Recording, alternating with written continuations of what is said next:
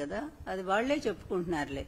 ఈ మధ్య వాళ్ళిద్దరూ కూడా ఒకళ్ళనొకళ్ళు పొగుడుకోవటం చాలా ఎక్కువైపోయింది కదా. తండ్రిని అంతకు మించిన, మా నాన్న మించిన విజనరీ ఈ ప్రపంచంలో లేడని కొడుకు అంటాడు. నా కొడుకే అన్నీ కనిపెట్టాడు, 10 ఏళ్ల నుంచే అతను కనిపెట్టడం అనేది అతని మేధస్సు తార్కాణం అని చెప్పేమో తండ్రి అంటాడు. ఇలా ఒకళ్ళు ఎందుకు పొగుడుకుంటున్నారయ్యా అని ఆలోచిస్తే, అలా పొగడకపోతే కొడుకుని ఇంట్లో పెద్ద ప్రాబ్లం వచ్చేటుంది. ఇది కుటుంబ సమస్య, అది మాకు తెలుసు. కుటుంబంలో గొడవలు ఎక్కువైపోయినాయి. ఈయన్ని లోకేష్ను ముఖ్యమంత్రిని చేయమని ఒకటే గొడవ ఇంట్లో. అందువల్ల ఏంటంటే ఈయన చెప్పేది ఏంటంటే లోకేష్ను ముందు కాస్త అందరికి పరిచయం చేసి అతను గొప్పవాడిని చేసి అతనికి ఒక చరిత్రను సృష్టించి అప్పుడు చేద్దాము అనండి. ఇతనికే చరిత్ర లేదు, కొడుకు చరిత్ర సృష్టిస్తాడు. ఇతని చరిత్ర చాలా గొప్పగా ఉందిలే. చంద్రబాబు గారి చరిత్ర, ఇతను పుట్టిన దగ్గర నుంచి అబద్ధాలతోనే పుట్టాడు, అబద్ధాలతోనే పెరిగాడు, అబద్ధాల్లోనే జీవిస్తున్నాడు, అబద్ధాల్లోనే మరణిస్తాడు. ఇకంతే, అతని జీవితం ఎప్పటికి కూడా మారనే మారదు. ఒక్కసారి పరిశీలించి చూస్తే తెలుగుదేశం పార్టీలోకి ఎలా వచ్చాడనేది అందరికీ తెలిసిన విషయమే. కాదు ఇప్పుడున్న మీడియాకి సరిగ్గా తెలియదు, చిన్నపిల్లలు గనక మీరంతా కూడా. ఆనాడు ఇంకా సోషల్ మీడియా అస్సలు లేదు, ఉన్నది రెండే రెండు, ఈనాడు, ఆంధ్రజ్యోతి. ఈ 2 పత్రికలే అతను అంత గొప్పవాడు ఇంత గొప్పవాడిని కీర్తించాయి. అది పక్కన పెడితే కాంగ్రెస్ పార్టీలో ఉండే కాంగ్రెస్ పార్టీనే మోసం చేసి అబద్ధాలతో ఆ పార్టీలోకి వెళ్ళాడు. మళ్ళీ ఆ పార్టీలో సీనియర్స్ ను మోసం చేసి సంజయ్ గాంధీని పట్టుకొని మంత్రి పదవి సంపాదించుకున్నాడు. పాపం ఏదో మంత్రి అయ్యాడు కదా అని చెప్పి ఎన్టీఆర్ గారు పిలిచి పిల్లనిచ్చారు. పిలిచి పిల్లనిచ్చిన తర్వాత ఎన్టీఆర్ గారు తెలుగుదేశం పార్టీ పెట్టారు. పెట్టినప్పుడు ఈయన కాంగ్రెస్ లోనే ఉండి ఏంటి అసలు మా మామ రంగులు పూసుకునేవాడు, అదేవిధంగా నటుడు, ఆయన్ని ఓడించడం పెద్ద కష్టమేం కాదు చూడండి అని చెప్పి బీరాల బలికి మొత్తానికి చంద్రగిరిలో పోటీ చేసి అయిపోయాడు.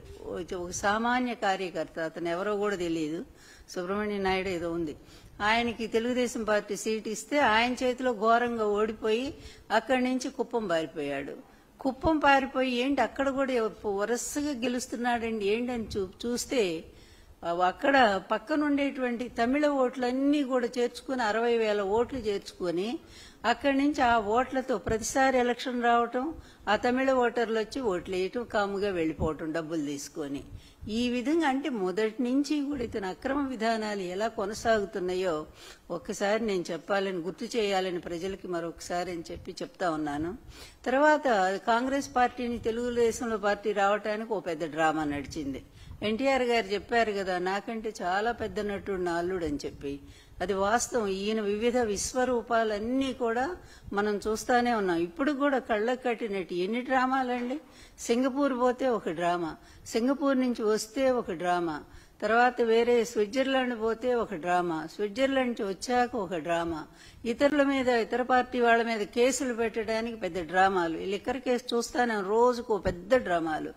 ఆస్కార్ అవార్డు ఇచ్చేంత స్థాయిలో ఈ రోజు చంద్రబాబు నాయుడు గారు, అతని కొడుకు నటన ఇంకెందుకులేండి, అంత అద్భుతంగా అంత సహజంగా నటిస్తా ఉన్నారు వాళ్ళు. అయితే తెలుగుదేశం పార్టీకి రావటానికి భార్యను అడ్డం పెట్టుకున్నాడు. ఆ రోజు భార్యను అడ్డం పెట్టుకొని ఆమె ఇంక తండ్రి దగ్గర అలిగి, నేను అన్నం తిన్ను, మంచినీళ్లు కూడా తాగను, నా భర్తను పార్టీలో తీసుకోవాల్సి. నిజానికి అప్పుడు తెలుగుదేశం పార్టీ స్థాపించినప్పుడు ఒక రూల్ ఉంది వాళ్ళకి. ఏంటండి, యాంటీ కాంగ్రెస్ లో ఆవిర్భవించినటువంటిది తెలుగుదేశం పార్టీ, ఎన్టీఆర్ గారు ఆత్మగౌరవం అనే నినాదంతో. అలా వచ్చినటువంటి పార్టీ కాంగ్రెస్ లో ఉండే వాళ్ళని తీసుకోకూడదనేటువంటి ఒక రూల్ పాస్ చేసుకున్నారు వాళ్ళు. అలాంటి దాన్ని కూడా వైలేట్ చేసి పక్కన పెట్టేసి తర్వాత ఈమె కూతురు కదా, కూతురు ఏడ్చేసరికి తండ్రి ఏం చేశాడు, జాలితో కరిగిపోయాడు. అక్కడ కూడా చిన్న ఇది చేసి మేనేజ్ చేసి ఎన్టీఆర్ గారు లాంటి ధర్మమూర్తి కూడా అల్లుడు కోసం చిన్న తప్పు చేయాల్సి వచ్చింది ఆ టైంలో. మొత్తాన్ని పార్టీలోకి వచ్చాడు. వచ్చిన దగ్గర నుంచి ఇతని చూపు ఎన్టీఆర్ అధికారం మీదే. ఏ విధంగా ఈ పార్టీ నేను కైవసం చేసుకోవాలి ఎట్లా అని. అప్పటి వరకు ఎన్టీఆర్ గారికి సెకండ్ ప్లేస్ లో ఉండే చాలా మంచి సీనియర్ లీడర్స్. ఆ సీనియర్ లీడర్స్ ఎవరంటే నల్లపురెడ్డి శ్రీనివాసరెడ్డి గారు ఒకరు, ఉపేంద్ర గారు ఒకరు, అదేవిధంగా జానారెడ్డి గారు ఒకరు, ఇంకా ఉన్నారు చాలా మంది, వసంత కృష్ణమోహన్ ఏదో ఉన్నారు, వసంత నాగేశ్వరరావు. ఇట్లా సీనియర్స్ చాలా మంది ఎన్టీఆర్ గారికి లాయలిస్టులుగా ఉండేవాళ్ళు వాళ్ళంతా కూడా. మరి సెకండ్ ప్లేస్ లో సరే నాదెండ్ల భాస్కరరావు గారు అయితే మెయిన్ ప్లేస్ లో ఉన్నారు. ఆయన ఎన్టీఆర్ గారి తర్వాత నాదెండ్ల భాస్కరరావు గారే. మరి ఆయన ఎట్లా పోయారు, ఆయన వెన్నుపోటు పొడిచాడని చెప్పి ఒక కార్యక్రమం నడిచింది. అది ఎవరికి కూడా ఇప్పటి వరకు కూడా సరిగా అర్థం కాని పరిస్థితుల్లోనే జరిగింది. అందువల్ల నాదెండ్ల భాస్కరరావు గారిని పక్కన పెడదాం, పోనీ ఆయన చేసిన వెన్నుపోటు అనుకుందాం సపోజ్. కానీ దాని వెనక చంద్రబాబు ఎంత డ్రామా నడిపించాడనేది ఇంకా అది బయటికి రాలేదు గనక మాట్లాడబోతున్నాం. కానీ మరి నల్లపరెడ్డి గారిని శ్రీనివాసరెడ్డి గారిని బయటికి పంపించడానికి ఒక పెద్ద డ్రామా. అంటే ఎన్టీఆర్ గారి ప్రక్కన సెకండ్ ప్లేస్ లో ఎవరు ఉండటానికి వీల్లేదు. ఆ ప్లేస్ అంతా తను ఆక్యుపై చేసుకోవాలా, పూర్తిగా అధికారం అంతా గుప్పిట్లో పెట్టుకోవాలి. పార్టీలో వ్యక్తులందరూ తన దగ్గరికే రావాలి, తన చెప్పు చేతుల్లో ఉండాలి. అంటే అప్పటి నుంచే ఎటువంటి భయంకరమైన కుట్రకి ఇతను తెర తీశాడంటానికి ఇది స్పష్టమైన చరిత్ర. ఇదంతా కూడా ఎక్కడ నేను చెప్పింది ఒక్క మాట కూడా అబద్ధం లేదు. మీరు చూడండి ఒక్కసారి వెళ్ళిన ప్రతి పార్టీ వదిలిపెట్టి వెళ్ళిన ప్రతి ఒక్కళ్ళు కూడా చంద్రబాబునే తిట్టెళ్లారు. మీరు ఆనాటి పేపర్లు పరిశీలిస్తే మీకు ఆ న్యూస్ తెలుస్తుంది. ఇతని వల్లే మేము బయటికి వెళ్ళాం, ఇతను ప్లాన్ ప్రకారం మమ్మల్ని బయటికి పంపించాడు. పాపం నల్లపరెడ్డి శ్రీనివాసరెడ్డి గారైతే ఆయన పడకటింట్లో కూడా ఎన్టీఆర్ ఫోటో పెట్టుకుని అంత ఆరాధించేటువంటి వ్యక్తి. అలాంటి వ్యక్తే బయటికి వెళ్ళిపోయాడంటే మీరు ఆలోచించండి. అలాగే ఉపేంద్ర గారు మహామేధావి అని పేరు ఆ రోజుల్లో. అలాంటి ఆయన అసలు రైల్వే ఉద్యోగాన్ని వదిలేసి ఎన్టీఆర్ గారి వీరాభిమాని. అతను వచ్చి పార్టీలోకి అతను బయటికి వెళ్ళిపోయాడు. ఇలా ఎన్టీఆర్ గారి పక్కనున్న వాళ్ళందరినీ కూడా బయటికి పంపించేసి ఎక్కువనారాయణ ఈయనొక్కడే మొత్తం పెత్తనం. ఇక పాపం ఎన్టీఆర్ గారు ఇంకెవరి మీద డిపెండ్ అవ్వాలి, సొంత అల్లుడు కదా. అందులో సీనియర్స్ అంతా బయటికి వెళ్ళిపోయారు, జానారెడ్డి గారు వెళ్ళిపోయారు. ఎవరి మీద ఆధారపడాలంటే ఇక అల్లుడే దిక్కయ్యాడు. అందుకని మొత్తం ప్రధాన కార్యదర్శి పోస్టులు ఇచ్చి నాయన నువ్వే చూడు పార్టీ అంతా, ఎవరు వచ్చినా కూడా అదిగో అబ్బాయి దగ్గరికి వెళ్ళండి, చంద్రబాబు దగ్గరికి వెళ్ళండి అని చెప్పేవారు. ఇట్లా అతను పార్టీలో ఒక పార్టీ మీద ఒక పట్టు సాధించుకుంటూ వస్తున్నాడు. తనకిష్టమైన వాళ్ళందరినీ కమిటీల్లో వేసుకోవడం ప్రారంభించాడు. ఎందుకంటే అతని ఒకటే ఉంది, అతని గోల్ ఏంటి, సీఎం పోస్టు. మొదటి నుంచి కూడా పాపం అమాయకుడైనటువంటి ఎన్టీఆర్ గారు ఇతని దుర్మార్గాన్ని కనిపెట్టలేకపోయాడు. ఎప్పుడు కూడా మన ఇంట్లో ఉండేటువంటి వాళ్ళు మనకి వెన్నుపోటు పొడుస్తారని మనం ఊహించలేము. కానీ ఇంట్లో ఉండే వాళ్ళ వల్ల ఎక్కువ ప్రమాదాలు జరుగుతాయని మనం ఈ మధ్య కూడా చూస్తూనే ఉన్నాం, వైఎస్ఆర్ ఫ్యామిలీలో కూడా. అందువల్ల దారుణంగా ఇట్లాంటి వెన్నుపోటుకి అప్పటి నుంచే శ్రీకారం చుట్టాడు. దానికి ఎవరు కావాలి, అదిగో పత్రికలు కావాలి, ప్రచారానికి పబ్లిసిటీకి పత్రికలు కావాలా. అందువల్ల ఈనాడు అప్పటికే ఎన్టీఆర్ గారితో ఈనాడు విభేదించి ఉన్నాడు రామోజీరావు. ఎందుకంటే ఆయన చెప్పిన పనులు ఈయన చేయలే. 100 ఎకరాలు ఆయన అడిగితే ఎన్టీఆర్ ఒప్పుకోరు. మన జగన్మోహన్ రెడ్డి గారు లాగానే జగన్మోహన్ రెడ్డి గారు కూడా అన్యాయాన్ని ఒప్పుకోరు గనకనే కుటుంబం దూరమైంది, అది వేరే విషయం. ఆ రోజు కూడా సేమ్ అంతే, ఎన్టీఆర్ గారు ఒప్పుకోలేదు. నీ ఇష్టం వచ్చినట్టు పేదవాళ్ల భూములు ఎలా ఆక్రమిస్తావు అని చెప్పి ఆయన ఒప్పుకోలేదు. దాంతో ఇక రామోజీ కక్ష కట్టాడు, ఈయన దించేయాలి ఎట్లయినా, ఎన్టీఆర్ మళ్ళీ రాకూడదు పదవిలోకి, ఆ స్థానంలో ఒక కీలు బొమ్మను పెట్టాలా, తన చేతిలో పూర్తిగా ఆటలాడేటువంటి ఒక బొమ్మ కావాలా. అది ఎవరంటే అధికారం కోసం వెంపర్లాడేటువంటి వాడు, ఏ స్థాయికైనా సరే అధికారం కోసం దిగజారిపోయేవాడు, ఆఖరి కాళ్ళ దగ్గర కూర్చోవడానికి కూడా సిద్ధపడేటువంటి వాడు ఎవరున్నారని ఆలోచిస్తే ఇదిగో దొరికాడు, చంద్రబాబు దొరికాడు. ఈ చంద్రబాబుతో మంతనాలు, ఇద్దరు కూడా మంతనాలు చేసుకున్నారు. ఇంతలో ఎన్టీఆర్ గారు ఆరోగ్యం బాగాలేక నన్ను పెళ్లి చేసుకున్నారు ఆయన. వాళ్ళు ఊహించలే ఇలా జరుగుతుందని. ఎందుకంటే ఎన్టీఆర్ గారు ఆరోగ్యం బాగాలేదు, ఆయన పడిపోతే శుభ్రంగా మేము వచ్చి ఇదంతా కూడా ఈ పార్టీ మీద పెత్తనం చేసి పేరు ఆయిందను, ఓట్లు మాయి అధికారం మాది అనుకో అని చెప్పి అనుకున్నారు. వాళ్ళు ఊహించని విధంగా ఎన్టీఆర్ గారు నన్ను పెళ్లి చేసుకుని ప్రజల్లో తీసుకెళ్లారు. ఆయన ప్రజల్లో తీసుకెళ్తే అదొక స్పెషల్ అట్రాక్షన్ అయిపోయింది, బాగా స్పెషల్ అట్రాక్షన్ అయింది. దాంతో జనాలు లక్షలు అసలు సభలకు నన్ను పోనీయకుండా చేయడానికి కూడా భయంకరమైన కుట్ర చేశారు ఈయన చంద్రబాబు గారు ఫస్ట్ నుంచి. అప్పటి నుంచే నా మీద, మా పెళ్లి దగ్గర నుంచి నా మీద వ్యతిరేక వార్తలు ప్రారంభమైపోయినాయి. ఈ 2 పేపర్లో కూడా ఎప్పటికప్పుడు ఎన్టీఆర్ ఖండించారు. అయితే ఈ ప్రజల్లోకి వెళ్లిన తర్వాత ప్రజల నుంచి అనూహ్యమైన స్పందన, ఆ రిజల్ట్ ఏంటనేది ఎలక్షన్లో చూశారు. ఎలక్షన్లో ఆ రోజుల్లో 294 సీట్లకు గాను ఒక సీట్ ఏదో కంటెస్ట్ చేయలేదు. అప్పుడు 293 సీట్లకు గాను కమ్యూనిస్ట్ పార్టీలు, ఉభయ కమ్యూనిస్ట్ పార్టీలతో కలిసి 256 సీట్లు గెలుచుకున్నారు. అదొక రికార్డు, విక్టరీ కాదు హిస్టరీ. అట్లాంటి గెలుపులో మరి నేను భాగస్వామి ఉన్నాను కదా ఆ రోజు. నన్ను వెంట పెట్టుకునే ఈ చంద్రబాబు రాలేదు, ఈ దగ్గుబాటి రాలేదు, కొడుకులు రాలేదు, ఎవరు రాలేదు కదా. మేమంది ఇద్దరమే కదా మొత్తం రాష్ట్రం, అప్పుడు ఉమ్మడి రాష్ట్రం ఆంధ్రప్రదేశ్ అంతా పర్యటించాము. ఈ ఉమ్మడి రాష్ట్ర పర్యటనలో మొత్తం లక్ష్మీపార్వతి ఎన్టీఆర్ గారికి అండగా నిలబడింది. అదేవిధంగా అనేక ఉపన్యాసాలు చెప్పి ప్రజలను ఉత్తేజపరిచింది. అంత చేసి పార్టీకి ఎంతో సేవ చేసి అంత గెలుపు కారణం నేను కూడా ఉన్నాను అందులో ఉడత సాయంలాగా. అలాంటి నా మీద భయంకరంగా అధికారం వచ్చిన దగ్గర నుంచి రాజ్యాంగేతర శక్తిని ఒకటి సృష్టించారు. ఎక్కడ రాజ్యాంగేతర శక్తిగా ఈమె వ్యవహరించిందో ఒక్క సాక్ష్యం ఆనాటి నుంచి ఈనాటి వరకు కూడా ఒక్క సాక్ష్యం కూడా వాళ్ళు బయట చూపించలేకపోయారు.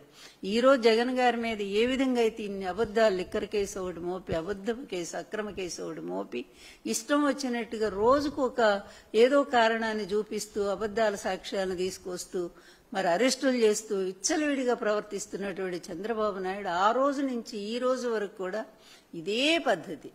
ఇక ఫైనల్ గా ఏంటంటే అతనికి ఏ విధమైన సెంటిమెంట్స్ లేవు. అధికారం అనే సెంటిమెంట్. అధికారం ఎందుకయ్యా అంటే అవినీతి, డబ్బు సంపాదించడానికి. అవినీతిలో డబ్బు ఎందుకు సంపాదించాడు? అతని గోల్ ఒక్కటే. ఆ రోజుల్లో రెండు ఉండే అనేవారు. ఒకటి అది చెప్పకూడదు, అది నేను చెప్పను, బాగుండదు. రెండోది ఏంటంటే బిల్ గేట్స్ మించినటువంటి ధనవంతుడు కావాలి ఈ ప్రపంచంలో. అందువల్ల ధనవంతుడు కావాలనేటువంటి ఒకే ఒక లక్ష్యం ఇతని బాల్యం నుంచి. అతి పేదరికంలో పుట్టాడు. కనీస అవసరాలు కూడా అందించలేనటువంటి సామాన్య కుటుంబం అది. 2 ఎకరాలు, ఆ 2 ఎకరాల్లో అంత పెద్ద కుటుంబం బతకాల. అందువలన ఇతను ఎవరో సాయం చేస్తూ ఉంటే చదువుకుంటూ బయటకు వచ్చాడు. వచ్చినప్పుడు కూడా అక్కడ హాస్టల్లో, ఎక్కడ ఎస్వి యూనివర్సిటీలో అనేక కుల గొడవలు సృష్టించాడు.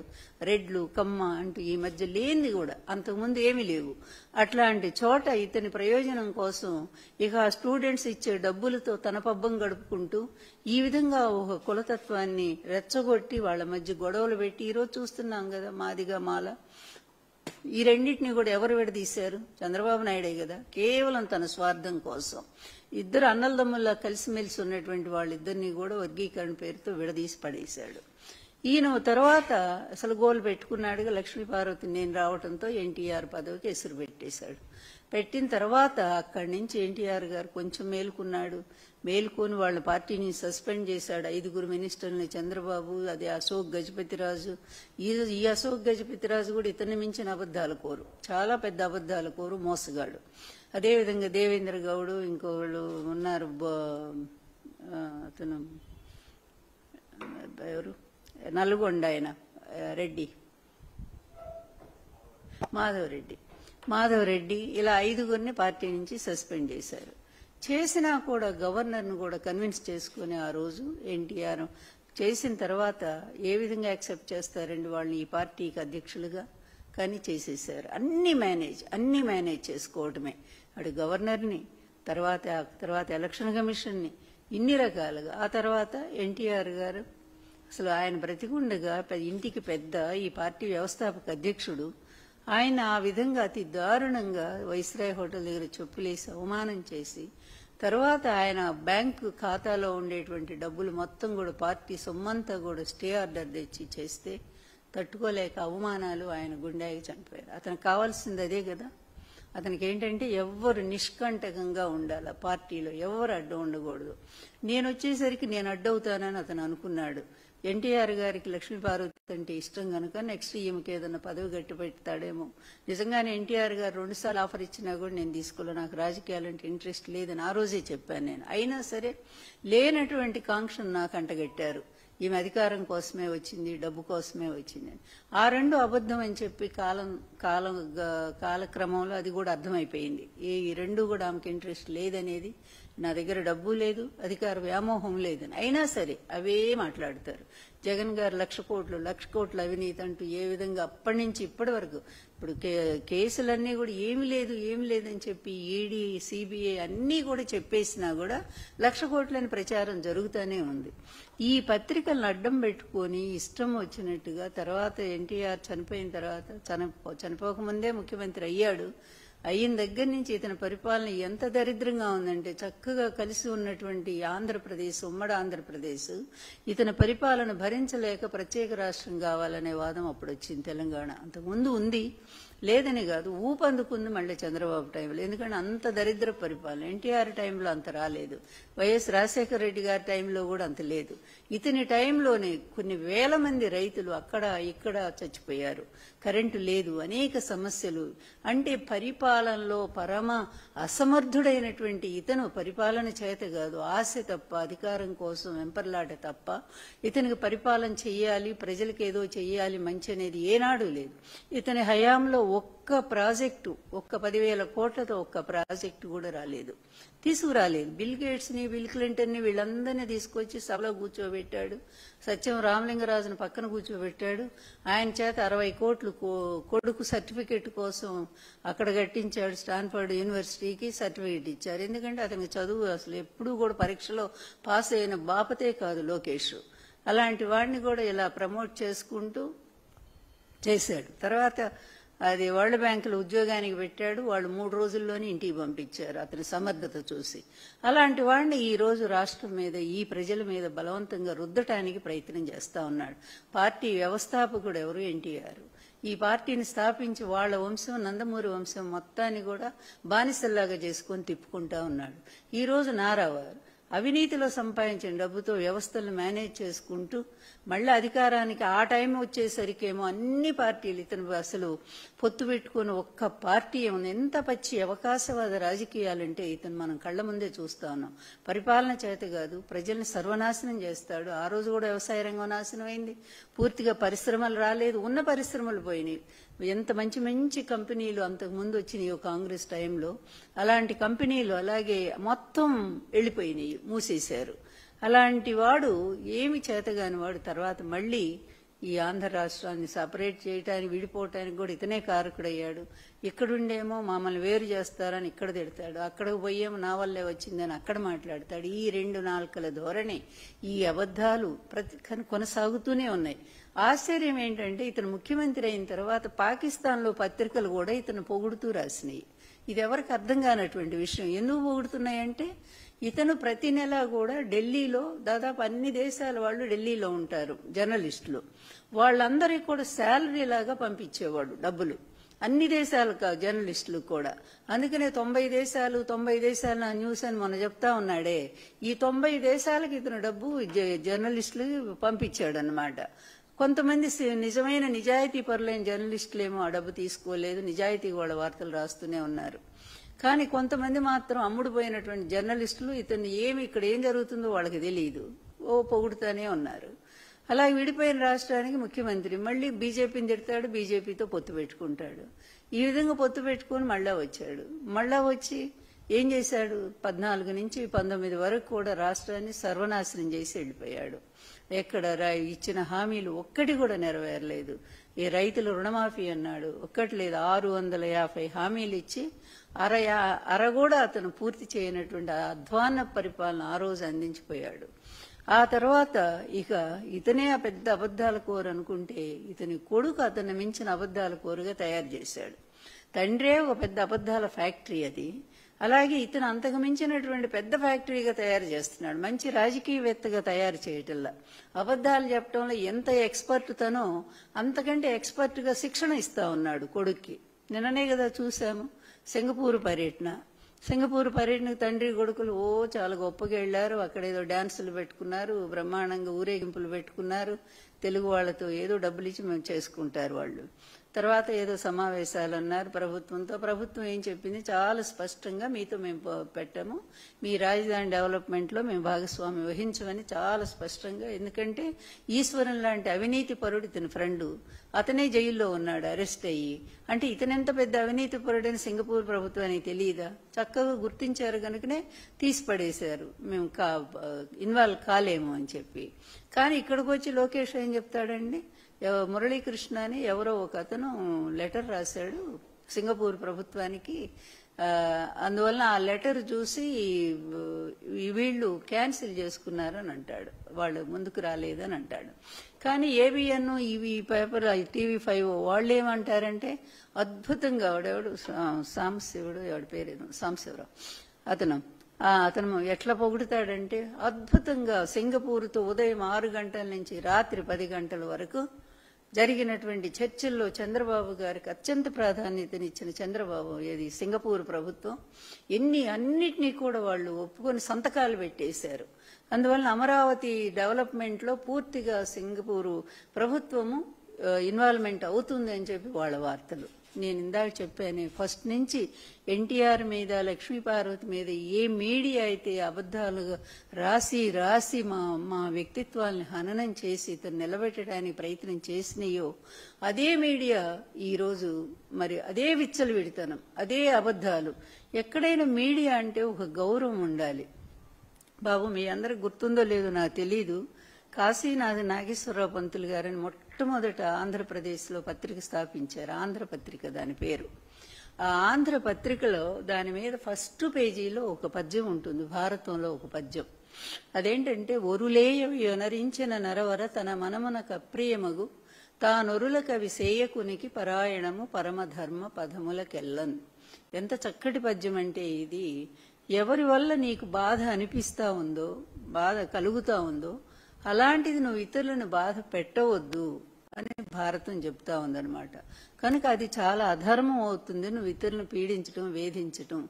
కనుక మీడియా అనేది ఎలా ఉండాలి అంటే, మీడియాని దాని పేరే మీడియా అంటే మధ్య పాత్ర అని అర్థం. మీడియా అంటే మధ్య పాత్ర అని.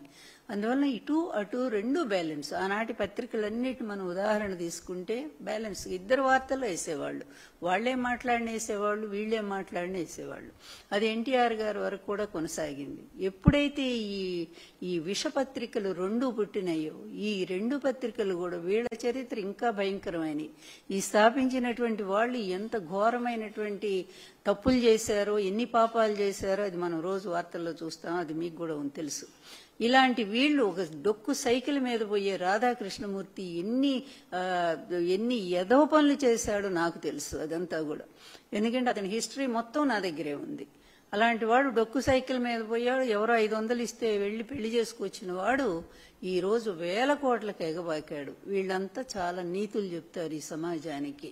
మీడియా అనేటువంటి ఒక పనికిమాలిన దాన్ని తయారు చేసుకొని వాళ్ళు, అది కూడా ఒక పనికిమాలిన మీడియాను తయారు చేసుకొని దానికి ఒక మీడియాను ఒక పేరు ట్యాగ్ తగిలించుకొని దాని పేరుతో వీళ్ళు ఆడుతున్న నాటకాలు, వీళ్ళు సమాజానికి చేస్తున్న ద్రోహం, విచ్చలవిడితనం, బరి తెగింపు వార్తలు, ఇంతకంటే హీనమైనటువంటి నాకు తెలిసి ప్రపంచ దేశాల్లో ఎక్కడ కూడా ఇంత హీనమైనటువంటి మీడియా లేదు.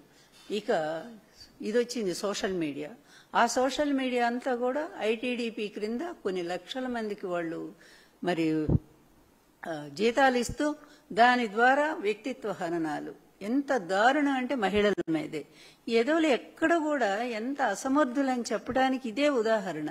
ఎప్పుడైతే మహిళలు మీరు విమర్శిస్తా ఉన్నారో అది మీ డొలతనం బయటపడతా ఉంది. మీ పరిపాలన చేతగాక మీ అసమర్థ పరిపాలన కప్పిపుచ్చుకోవటం కోసం ఈ విధంగా అవతల వాళ్ళ మహిళల్ని వ్యక్తిత్వ హననం చేస్తే వాళ్ళ అవతల వాళ్ళు కొంచెం బలహీనపడతారేమో అనేటువంటి ఇదంతా కూడా లోకేష్ గారి చక్కగా హైయెస్ట్ డ్రామా. అతను అంటే ఎటువంటి సంస్కారంతో ఈ లోకేష్ రాజకీయాల్లోకి వచ్చాడో అర్థం చేసుకోండి.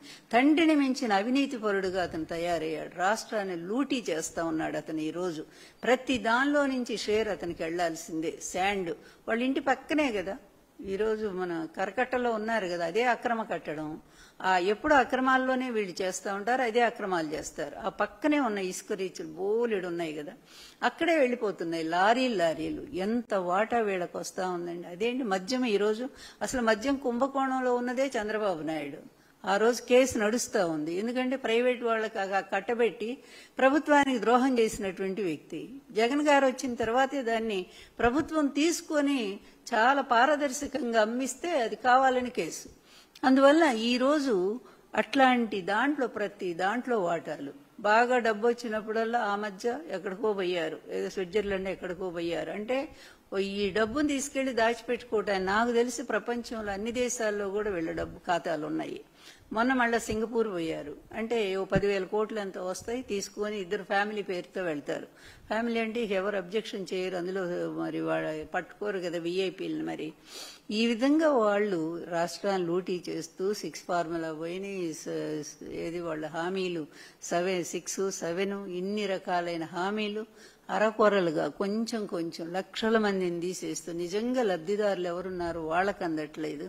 కేవలం తెలుగుదేశం పార్టీ వాళ్ళ కోసమే వాళ్ళ పథకాలను కూడా అమలు చేస్తూ కొద్ది మందికే అందజేస్తూ ఈ రైతు నిన్న చూశాం కదా రైతులకు ఇచ్చినటువంటిది 13,500 జగన్ గారు ఇస్తే ఈరోజు 5,000 మాత్రమే ఈ ప్రభుత్వం ఇస్తా ఉంది. ఎంత మోసం! లాస్ట్ ఇయర్ లేదు, ఈ సంవత్సరం నుంచి వచ్చే సంవత్సరం అసలు ఇస్తారో చస్తారో కూడా ఎవరికీ తెలియదు.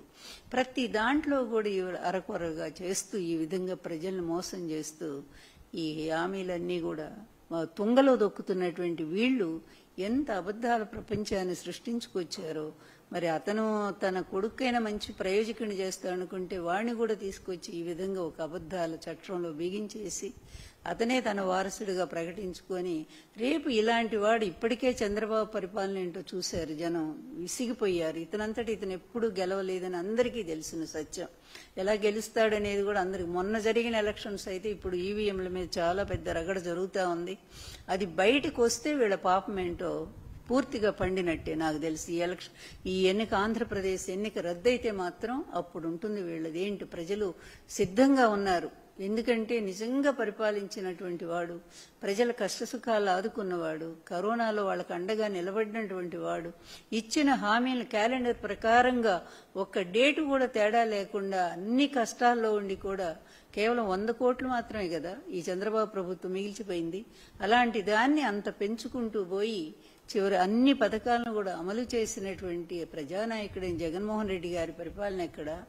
హామీలు ఇచ్చి ఎలక్షన్స్ ముందు అయిపోయిన తర్వాత వాటిని తుంగలో దొక్కి మరి ఈ విధంగా మోసం చేసేటువంటి చంద్రబాబు నాయుడు, ఇతను వారసుడిగా రాబోతున్నటువంటి లోకేష్ నాయుడు, వీళ్ళ లోకేష్ నాయుడు పరిపాలన ఇంకెంత అధ్వానంగా ఉంటుందో ప్రజలకు కూడా పూర్తిగా అర్థమైపోయింది.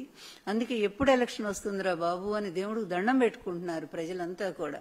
నేను కూడా ప్రజలను ఒకటే కోరుకుంటున్నా, పొరపాటును కూడా మళ్ళీ ఈ ఇద్దరిని తండ్రి కొడుకుల్ని రాజకీయ రంగం నుంచి దూరంగా పంపాల్సిన అవసరం ఉంది. ఇప్పటికే సమాజం సర్వనాశనం అయిపోయింది, వ్యవస్థలన్నీ నాశనం అయిపోయింది. ప్రతి దాంట్లో వీళ్ళ మనుషులేనా? సిబిఐలో కూడా వీళ్ళ మనుషులే ఉంటారు, ఈడీలో వీళ్ళ మనుషులే ఉంటారు. న్యాయ వ్యవస్థ అయితే చెప్పేదే లేదు. ఎన్నిసార్లు న్యాయ వ్యవస్థను తప్పుదారి పట్టించారో వీళ్ళ లాయర్లు, వీళ్ళంతా కూడా ఇలా డబ్బు సంపాదిస్తారు అక్రమంగా, ప్రజలను నోట్లో మట్టి కొడతారు. ఆ డబ్బు ద్వారానేమో వీళ్ళ పాపాలు గడుపుకోవడానికి ఈ విధంగా వ్యవస్థను తప్పుదారి పట్టిస్తూ ఉంటారు. సేమ్ అదే కదా ఇతను కొడుకు కూడా. రేపు వస్తే ఏం జరుగుతుంది? ఆంధ్ర రాష్ట్రం సర్వనాశనం అయిపోతుంది. అందుకే పొరపాటును కూడా మళ్ళీ ఇద్దరు ఈ రాజకీయ జీవితంలో కానీ ఈ అధికారంలో కూడా రాకూడదు. ప్రజలందరూ కూడా మేలుకోవాలి. మంచి పరిపాలన మళ్ళీ జగన్మోహన్ రెడ్డి గారిని మనం తెచ్చుకోవాల్సినటువంటి అవసరం ఉంది. ఈ అబద్ధాల కోరు, అంతకుమించిన అబద్ధాల కోరు ఈ తండ్రి కొడుకులు ఇద్దరినీ కూడా రాజకీయాల నుంచి తరిమేయాలని చెప్పి నేను మనస్ఫూర్తి కోరుకుంటున్నాను.